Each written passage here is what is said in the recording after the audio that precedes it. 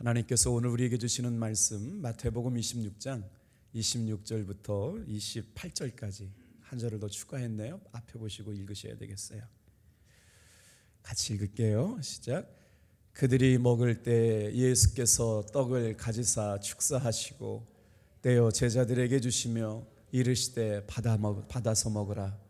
이것은 내 몸이니라 하시고 또 잔을 가지사 감사 기도를 하시고 그들에게 주시며 이르시되 너희가 다 이것을 마시라. 이것은 죄 사함을 얻게 하려고 많은 사람을 위하여 흘린 나의 피 곧 언약의 피니라. 아멘. 3주가 어떻게 지나갔는지 모르겠는데요, 이제 얼마 남지 않았네요. 끝까지 승리하시라고 옆에 분 성도님들하고 같이 한번 인사했으면 좋겠어요. 성도님이 계셔서 힘이 났습니다. 사랑하고 축복합니다. 끝까지 승리합시다. 2층 애들도 많이 오셨네요. 감사해요. 오늘은 본문의 말씀을 가지고 용서가 가장 큰 사랑입니다 라는 제목으로 하나님의 말씀의 은혜를 나누려고 그래요. 말씀을 준비하면서 제가 용서하지 못했던 사람이 있었나를 돌아보게 되었었어요. 강원도에서 목회할 때 큰 수해가 났어요. 태풍 루스인지 매미인지 모르겠는데 정선 시내가 다 잠기는 일이 있었거든요. 또 제 딴에는 제 아내랑 그 수해가 난 목사님들을 도우려고 삼겹살, 아주 어려운 형편의 삼겹살을 아주 많이 준비해가지고 이렇게 막 이불을 빨고 옷가지를 가재도구를 청소하는 일이기 때문에 집에 반절 1층에 다 잠기니까 굉장히 어려운 일이었잖아요. 저희들도 뭐 다 어려웠었지만, 그래서 이렇게 갔는데 선배님 한 분이 늦게 왔다고 저를 때리려고 이렇게 장작개비로 저를, 그래서 제가 그때 한번 말씀드렸잖아요. 여기서 붙들고 싸워야 되느냐, 같이 선빵을 날리느냐, 주먹을 들고 싸워야 되느냐. 제가 그 순간 기도하는데, 그래서 제가 하나님의 은혜였어요. 아무리 선배님이 저를 괴롭게 해도 제가 흥분하지 않고 교회에 들어가서 막 기도했는데 나중에 알게 된 거예요. 그분은 목회를 20년 넘게 25년쯤 하고 있는데 교회가 어려워가지고 안 되는데, 저는 목회가 시작되고 나서 막 교회가 4명 모이다가 12명 모이다 20명 모이다 막 건축한다고 그러고, 건축도 작게 안 했어요. 250평을 짓고 하니까 막 왔는데 해준 것 없이 미운 거 있잖아요. 제가 그래, 나는 열심히 한다고 했지만 누구에겐가 그게 상처가 된다고 그러면 그건 내가 잘못한 거니까. 근데 그 마음의 아픔을 품고 기도하는데요, 있잖아요, 남자의 자존심. 제 아내가 거기서 지켜보고 있었다고요. 그 선배 목사님이 눈이 이렇게 빨개져가지고 흥분해가지고 감정이 주체가 안 돼요. 그때는 뭐 도저히 사람 같지 않게 보였어요. 도깨비 같이 보였어요. 막 흥분하고 소리 지르고 막. 그리고 제 딸들이 거기 옆에서 저를 지켜보고 있었다고요. 괜히 뭐 이거를 어떻게 할 수가 없어요. 어떻게 막 화는 잔뜩 나고 그냥 가만히 교회에 들어가서 울다 나왔거든요. 그때를 생각해 보는데요, 그날부터 제 삶의 지옥이 시작됐어요. 내가 가만두나 보라. 너 진짜 내가 너 한 번만 더 기회만 되면 너 진짜 너 박살이야. 넌 죽었어. 이제 막 속에 칼을 품고, 제 속에요, 제가 그렇게 무서운 사람이 있는지 몰랐어요. 그때부터 마음에 도끼가 생기고 나서 기회만 대봐라. 내가 힘이 없어서 그랬는데 진짜 참으니까 참았지. 너까지 거 안 보면 그만이지. 그러면서 아침마다 새벽마다 기도하면 주님은 온데간데 없으시고 그 선배를 어떻게 하면 죽일까 그 생각만 하고 있는 거예요. 와. 근데 주님은 뭐라고 그러시냐면요, 무릎을 꿇고 기도하면 네가 용서해. 주님 아시잖아요. 제가 잘못한 게 뭐가 있어요. 전 억울하다고요. 근데 주님은 네가 잘못했다고 그런다는 거예요. 한 달 내내 그렇게 싸웠어요.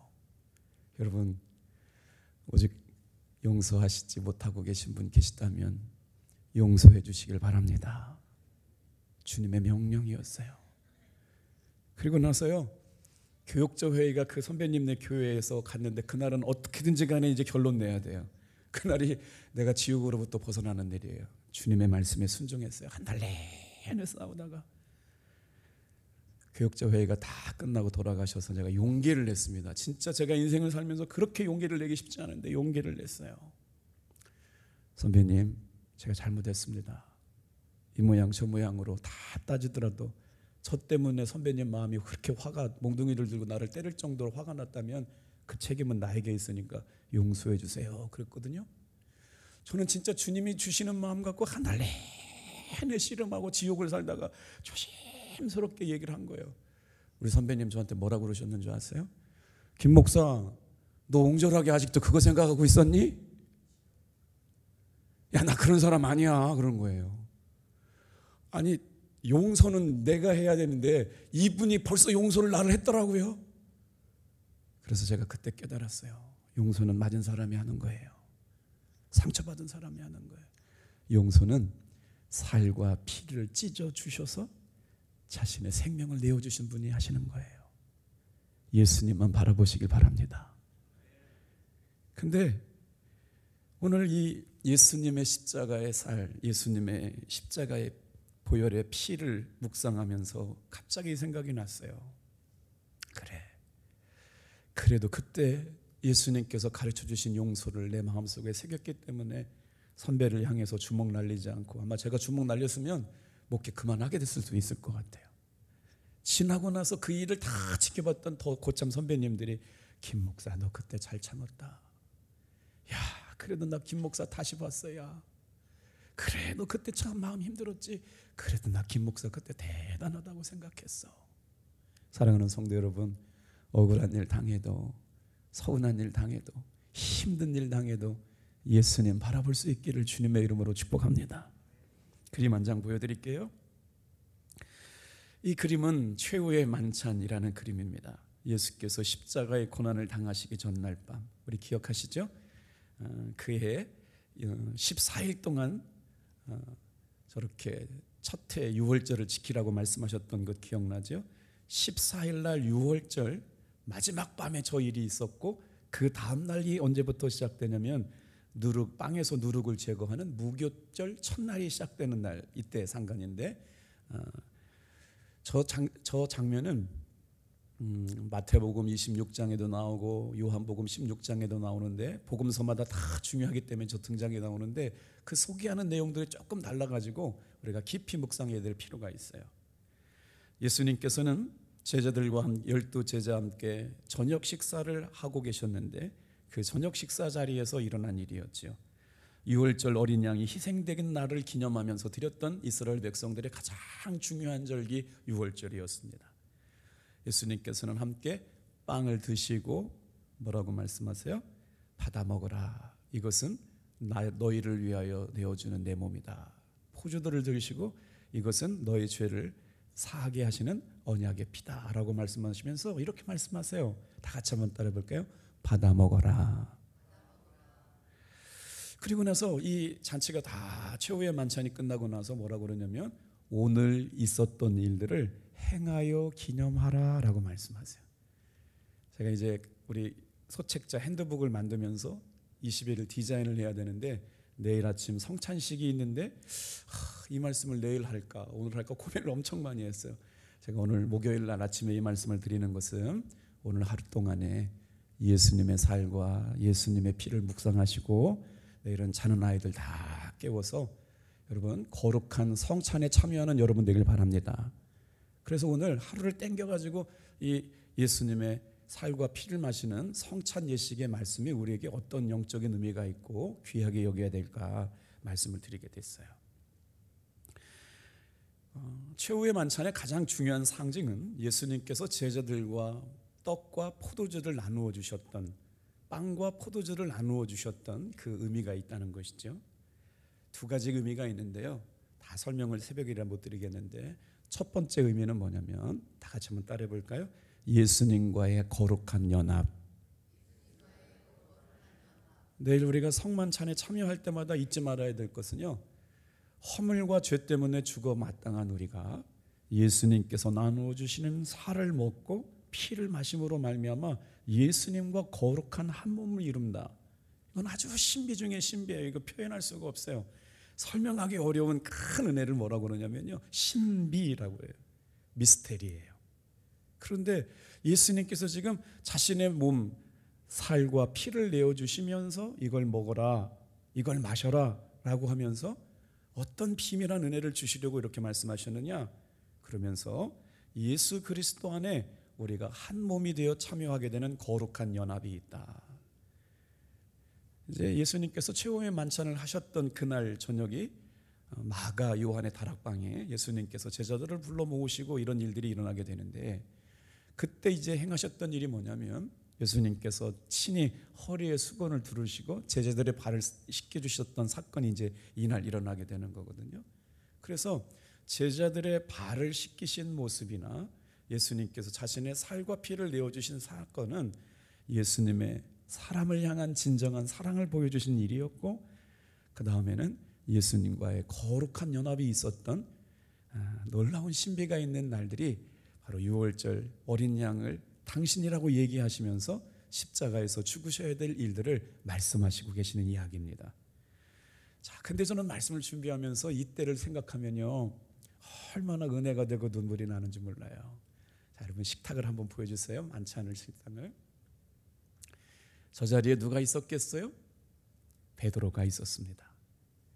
예수님께서요, 그때 베드로에게 뭐라고 말씀하시느냐? 베드로야, 네가 다 굴기 전에 나를 3번 부인할 거야 라고 말씀하셨던 자리가 저 자리거든요. 그런데 인간적으로 속 좁은 우리 같았으면요, 너놈이 새끼 너 진짜 그럴 줄 몰랐어 라고 아주 닦아 세웠어야 되는데, 예수님께서는 마지막 최후의 만찬 자리에 베드로가 자신을 부인할 것을 알면서도 베드로의 발을 씻기셨고요, 베드로에게 저 자리에 앉아서 주님의 살과 피를 마실 수 있는 은혜를 주셨다. 여러분, 십자가의 사랑은 최고의 사랑이고 영원한 사랑이고 끝이 없는 사랑이신 줄로 믿습니다. 그러니까 그때까지도 차별이 없으셨어요. 그런데 더 기가 막힌 건 뭐냐면 저 자리에 12제자가 앉아 있잖아요. 자기를 꼴랑 은 30전에 차시는 예수님의 예수님을 팔아넘기는 가룟 유다가 그 자리에 앉아 있었다는 거예요. 여러분 한번 생각해 보세요. 그 자리에 지금 이제 주님께서 물으시겠어요? 과거를 하시고 현재를 하시고 미래를 하시는 주님께서 그 자리에 자기를 은 30전 주고 팔아넘길 줄 알고 있는 가룟 유다가 있는데도 불구하고 뭐라고 그래요? 그에게 발을 씻기시고 그에게 살과 피를 주시면서 여러분 말씀하셨던 이야기가, 사도 요한은 어떻게 고백하고 있느냐? 이번 호렙산 기도의 주제 성구예요. 요한복음 13장 1절 말씀, 저 그림을 보시면서 한번 읽어볼게요. 묵상해 볼게요. 제가 같이 읽어요. 6월절 전에 예수께서 자기가 세상을 떠나 아버지께로 돌아가실 때가 이른 줄 아시고 세상에 있는 자기 사람들을 사랑하시되, 다 같이 한번 따라해 볼까요? 끝까지 사랑하시니라.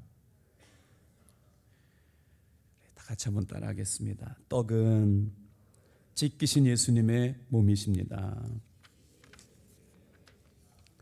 우리 본문 같이 읽었던 26절 말씀 같이 한번 읽어볼게요. 시작. 그들이 먹을 때 예수께서 떡을 가지사 축복하시고 떼어 제자들에게 주시며 이르시되 받아 먹으라, 이것은 내 몸이니라 하시고. 내일 성찬에 참여하잖아요. 성찬하면서 이렇게 예수님께서 떡을 드시고 축복하셨어요. 그리고 떼어 제자들에게 나누어 주실 때, 여러분 여기서 떼어다라고 하는 단어가 중요한데요, 떡이 떨어질 때 예수님의 몸이 깨지는 걸 상징하는 거예요.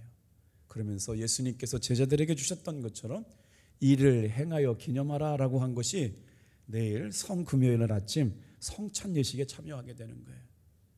여러분이 행식이나 예식이 중요한 게 아니고요, 예수님께서 떡을 떼어 자신의 몸을 찢어주신 거라고요. 떡을 교회 성도들이 몸을 찢을 때마다 우리는 예수님께서 자신의 살과 피를 나누어 주시는 거룩한 신비에 참여하게 될 줄로 믿습니다. 왜 신비라고 써놨냐면 이게 설명이 안 되는 거예요. 그래서 미스테리한 거예요. 미스테리움. 하나님이 예수님을 통하여 우리를 구원하시려고 예수께서 떡을 가지시고 축사하시면서 제자들에게 나누어 주셨던 사건, 받아 먹어라, 이것은 내 몸이니라. 오늘 하루도 여러분 아주 정말 감사하게 우리가 이제 3주 특별 새벽 기도를 마치는 전날 이제 며칠 안 남았잖아요. 그러면서 이제 고난 주간이 내일인데, 내일 성금요일인데 예수님께서 나눠 주셨던 주님의 몸 이것을 받아 먹어라 라고 말씀하셨던 주님 안에서, 자, 떡은 십자가에서 찢기신 주님의 몸을 말해요. 주님의 몸은 거룩한 성체셨죠. 나와 여러분을 위하여 친히 주님께서, 예수님께서 내어두신 거룩한 몸이었어요. 예수님의 몸은 모든 사람에게 가르쳐 주신 천국을 복음에 증거하셨던 몸이었을 뿐만 아니라, 다 같이 한번 따라할게요. 모든 병과 약한 것을 고쳐주셨던 몸이다. 흠과 티는 없으시면서 양손에 못자국을 가지셨고 창으로 허리에 찔리신 모습으로 우리에게 거룩한 몸을 찢어 나누어 주시면서 받아 먹어라, 이것은 너희를 위한 나의 몸이다 라고 말씀하셨을 때, 여러분 왜 그렇게 하실 수밖에 없었을까요? 십자가의 사랑은 여러분 용서하시는 사랑이고 참 사랑이고 죽기까지 하신 사랑이고 영원한 사랑이라고 하신 것은, 우리를 사랑하실 때 끝까지 사랑하시는 우리의 영혼의 문제와 죄의 문제를 해결해 주시려고 하셨던 은혜였음을 믿습니다. 자, 이 떡을 먹는 사람들마다 어떤 역사가 일어나요? 멸망하지 않고 영생을 얻게 됩니다. 거룩한 식탁에 참여하면서 우리는 기도해야 하죠. 하나님께서 행하신 기적은 2000년 그날 그때 6월절 아침에만 있었던 것이 아니라 이 말씀을 먹고 예수님의 살을 다시 먹는 우리들에게 오늘 이 아침에도 동일하게 일어나게 될 사건인 줄로 믿습니다. 11살 소녀 안셀라라고 하는 여자아이가 있었어요. 안젤라라고 하는 여자아이가 있었는데, 태어나면서부터 참 이런 아픔을 가지고 태어나는 사람들도 있어요. 자라면 자랄수록 아이의 몸에 생긴 병을 발견하게 되었는데요, 신경계통을 포함해가지고 신경무기력증이 생겨서 신체 전체에 이렇게 힘이 들어가지 않는 병을 가지고 태어난 아이가 있었습니다. 그러니 어떻게 됐어요? 근육에 힘이 안 들어가고 근육이 무기력증이 되니까 아마 이렇게 됐겠죠. 몸도 움직일 수도 없고, 그러니까 움직일 수 있는 부분이 몇 부분 안 돼가지고 이렇게 누워만 있고 살아가는 아이 11살 소녀 안젤라가 있었는데, 의사 선생님들이 그녀의 그 아이의 모습을 보면서도 하나같이 다 얘기했대요. 지금까지 수많은 환자를 보았지만 안셀라 같이 이렇게 가망성이 없는 환자는 본 적이 없다고, 희망을 갖지 않았어요. 그런데 이게 웬일입니까? 그 아이는 평생 휠체어에서 인생을 보냈어야 되는데도 불구하고 하나님을 알았기에 이 아이는 매일같이 기도했대요. 하나님은 분명히 나를 걷게 해주실 거야. 하나님은 나를 사랑하셨기 때문에 내 평생을 휠체어에서 끝나게 하지 아니하실 거야. 사랑하는 성도 여러분, 이 새벽에 다녀오셔서 누구를 만나든지 간에 믿음의 말을 하시기를 바랍니다. 축복의 말을 하시길 바랍니다. 생명의 말을 하시길 바랍니다. 이 아이는 분명히 의사 선생님들까지 너는 걷지 못하고 평생 휠체어에 앉아 살아갈 수밖에 없는 근육 무기력증에 걸렸다. 그런데 어려서부터 들었던 말씀을 묵상하면서 하나님이 자기를 일어나서 걷게 되면 어떻게 발을 떼고, 하나님 나에게 근육과 힘을 주시면 어떻게 뚜벅뚜벅 걸어가야 될 거를 하루 종일 묵상하면서 살았답니다. 사랑하는 성도 여러분, 예수님의 살은 이런 능력이 있어요. 예수님의 살을 먹을 때마다 우리의 삶에 사람들은 하지 못하지만 하나님은 이루시는 일들이 일어나게 될 줄로 믿습니다. 그때 그 소녀가 그렇게 바라던 기적을 묵상하면서 새겼던 말씀이 있어요. 마태복음 19장 26절, 예수님의 생명의 말씀을 우리가 받아 먹을 때 어떤 역사가 일어나느냐? 같이 한번 읽어볼게요. 시작. 예수께서 그들을 보시며 이르시되 사람으로는 할 수 없으나 하나님으로서는 다 하실 수 있느니라. 할렐루야. 우리의 삶의 형편이 그렇지 않아요? 그래서 저는 감사한 게 한 주간 동안 말씀을 묵상하고 기도하면서 이 말씀이 계속 은혜가 되고 힘이 되는 거예요. 사람으로는 할 수 없지만 하나님은 하십니다. 오늘도 예수님의 살을 받아먹는 우리들에게 주시는 은혜가 뭘까요? 사람들은 안 된다, 불가능하다, 힘들다고 얘기하지만 사람으로는 안 되지만 하나님으로는 다 하실 수 있는 줄로 믿습니다. 마가복음 11장 24절도 한번 같이 읽을게요. 시작. 그러므로 내가 너희에게 말하노니 무엇이든지 기도하고 구하는 것은 받은 줄로 믿으라. 그리하면 너희에게 그대로 되리라. 이 말씀을 붙잡고 어린 소녀가 하나님 앞에 기도합니다. 하나님께서 나에게 생명 주셨는데 나는 분명히 일어날 거야. 그리고 나서 일어나서 걷게 되는 모습을 그리고 또 그리고 그렸더니 어떤 역사가 일어나느냐? 여러분, 백혈푸가 폭포수와 같은 힘찬 이력을 가지고 암세포를 파괴하는 것들을 그리면서 하루에 수백 번, 수천 번을 외쳤던 그 소녀는 말씀의 힘을 입어서 말씀이 생명으로 내 삶에 들어오게 될 때 믿는 그 순간 바로 그 즉시 역사가 일어날 줄로 믿습니다.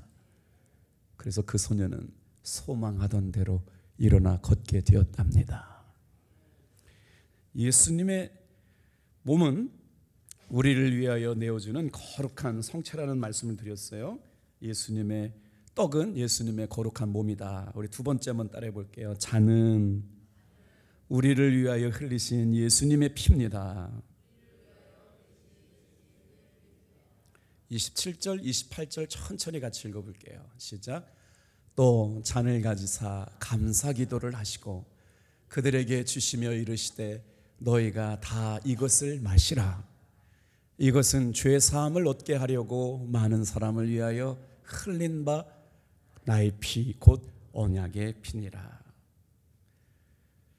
예수님께서 자기의 살을 찢으시고 자기의 피를 내어주시면서 받아 먹어라 마시라라고 말씀하시는 것은 단 하나 우리의 죄를 용서하시고 십자가의 구원을 완성하시려고 하신 일이었기 때문에 오늘도 예수님께서는 갈보리 산에 십자가를 지고 올라가셨지요.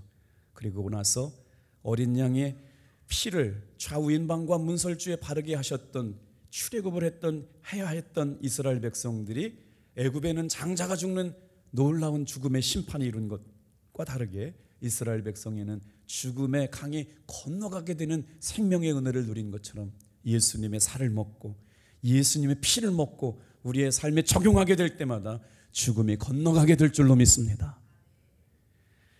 자, 주님의 홀리신 보혈의 능력을 통해서 우리에게 주시는 은혜, 예수님의 살과 예수님의 보혈의 피의 효력이 우리에게 어떻게 나타나느냐? 사도 요한은 요한복음 6장 53절부터 55절까지 예수의 살과 예수의 피가 그것을 믿고 먹고 마시는 이들에게 어떻게 나타날 것을 분명하게 말씀하고 있습니다.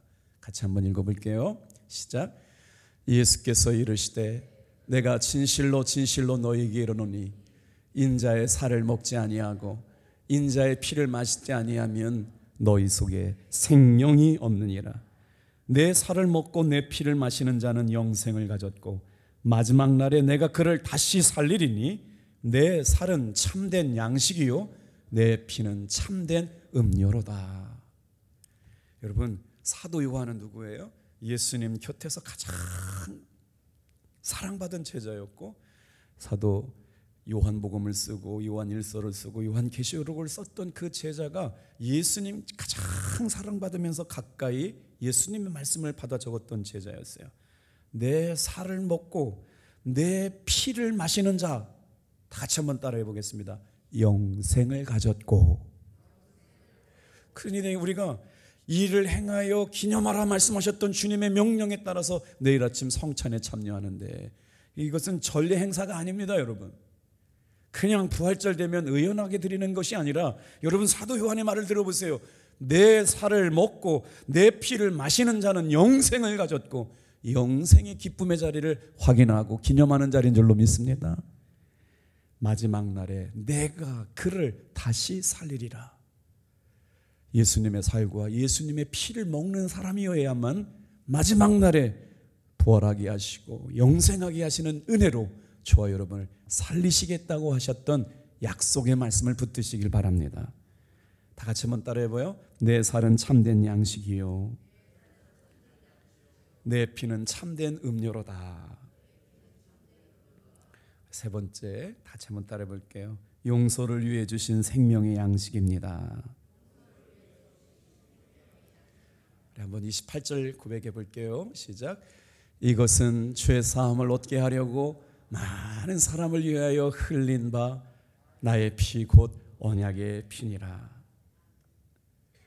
말씀을 묵상하면서 예수님께서 나누어 주신 생명의 떡, 예수님께서 흘려주신 생명의 피를 먹고 마시는 것으로 인하여 우리는 죄사함을 받고 영혼은 구원받게 되며 예수님께서는 하나님께서 명령하셨던 구원을 완성하게 되시는 일이죠. 그 은혜를 경험한 사람들에게 주님께서 뭐라고 그러세요?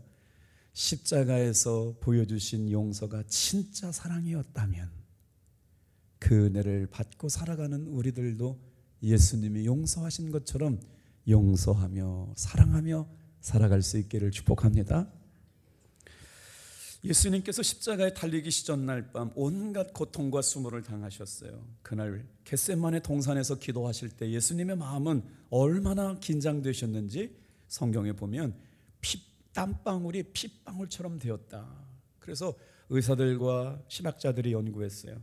예수님께서 십자가를 지시기 전 겟세마네 동산에서 기도하셨는데 땀방울이 핏방울이 됐다는 게 과학적으로 맞느냐 연구했습니다. 실제였어요. 한 사람이 정말 중요한 문제를 놓고 기도하게 될 때 눈물이 나오잖아요. 눈물의 농도가 달라요. 사랑의 농도가 달라요. 그냥 흘리는 가짜 눈물에는 눈물의 용도가 없어요. 근데 예수님은 그 십자가를 지시고 인류를 구원하시기 위해서 십자가를 지셔야 되는데 얼마나 간절하게 주님 앞에 기도했잖아요. 주여 하실 수만 있으면 이 잔을 내게서 옮겨주시옵소서. 땀방울이 핏방울이 되도록 기도하셨다. 사랑하는 성도 여러분, 막힌 문제가 있고 어려운 문제가 있다면 예수님의 살을 먹고 피를 먹고 땀방울이 핏방울이 되도록 기도해 볼 수 있는 이 시간 되길 바랍니다. 체포되신 예수님께서는 이리저리 끌려가시면서 불법 재판을 받으시고 고통과 수모를 받으셨는데 그 과정에서는 등에는 채찍을 맞으셨고 머리에는 가시훈련관을 쓰셨으며 주먹질을 당했고 욕설을 듣고 침뱉음을 당했으며 로마 군병들의 채찍에 기다린 채찍에 이렇게 치면 갈고리가 붙어 있어가지고요 몸을 감싸 안아서 당기면 어떻게 되냐면 그냥 살점이 뜯어져 나가는 거죠. 쇠붙이가 살에 박히며 살점을 뜯어내고 예수님의 온몸은 피투성이가 되고 가시면류관을 예수님을 조롱하기 위해서 씌운 왕관처럼 가시에 찔린 예수님의 머리는 금방 피 범벅이 되었습니다. 이후에 예수님께서는 빌라도 법정에서 사형장 언덕까지 몇 킬로를 가셨어야 되냐면 그때 당시 신학자들이 연구하기는 십자가의 그 무게가 60km 정도 됐다는 거예요. 건강한 남자는 1km 걸어갈 수 있는데 예수님은 지금 채찍에 맞으시고 고문당하시고 물과 피를 다 쓰드신 그 고통 속에서 60km 나무 십자가를 지고 1km를 걸어가야 되면서 골고다 언덕을 올라가게 되시는 거죠. 전날부터 아무것도 먹지 못하시고 온갖 고통을 당하신 예수님께서는 쓰러지시면서 그렇게 7번이나 십자가를 지시며 넘어지셨죠. 그 길을 비아 돌로로사, 그래서 예수님이 십자가를 지고 골고다 언덕을 오르셨던 순례 코스가 있는데 비아 돌로로사는 고난의 길, 슬픔의 길이라고도 합니다. 맨몸으로 가셨던 예수님께서는 숨가쁜 언덕길을 가시면서 누굴 생각하셨을까요? 세상 죄를 지고 가는 어린 양의 사명을 감당하시고 저와 여러분을 구원하시려고 그 사역을 이루신 줄로 믿습니다. 그 언덕 꼭대기가 이름이 있는데 무슨 언덕이냐면요, 골고다 언덕이에요. 왜요? 생긴 모양이 해골처럼 생겼다고요. 그 와중에서도 예수님께서는 십자가에서 가상칠언 7마디를 말씀하였는데 특별히 여러분 누가복음 23장 34절 말씀을 같이 한번 읽어볼게요. 시작. 예수께서 이르시되 아버지여 저들을 사하여 주옵소서 자기들이 하는 것을 알지 못함이니이다. 예수님은 무기력하고 힘이 없어서 십자가를 지시고 죽으신 것이 아니라 예수님은 하나님의 능력을 보여주시려고 죽으셨고 죽으신 지 사흘 만에 부활하심으로 말미암아 여러분 사망 권세를 깨뜨리시고 승리하시는 영원한 승리의 왕으로 오신 줄로 믿습니다. 오늘 용서받은 경험이 있어야 용서한답니다. 우리는 허물로 죄로 죽을 수밖에 없었던 죄 많은 인간들이었는데 예수님께서 우리의 죄를 용서하셨다니 얼마나 감사합니까? 그래서 용서는 피차하는 것이랍니다. 오직 사랑을 더하지 않고는 용서가 일어나지 않는다는 거예요.